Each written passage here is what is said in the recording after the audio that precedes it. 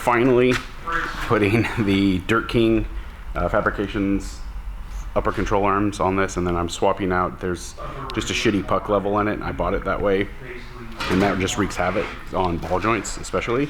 So we are going to swap those out, take the stock springs out, and we're putting Eibach springs in.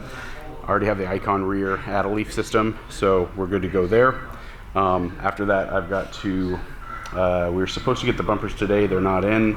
They won't be here till tomorrow, so probably later this week or next week before we leave, I'll swap out front and rear bumpers. I got to cut part of my frame for those, and then I need to add my Cobb intercooler and intake system, and then we're done. So that's what we're doing.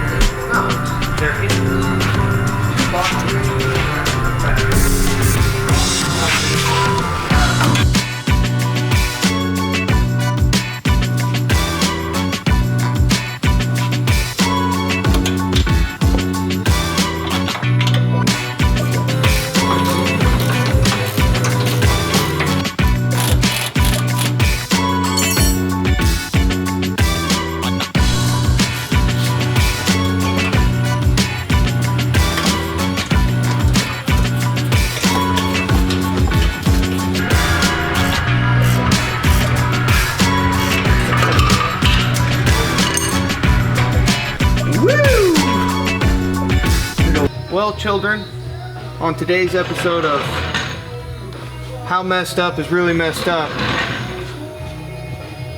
this is why we at 3.5 Customs don't install lifting pucks. Because the ball joint's not supposed to go up and down like that. Jeez.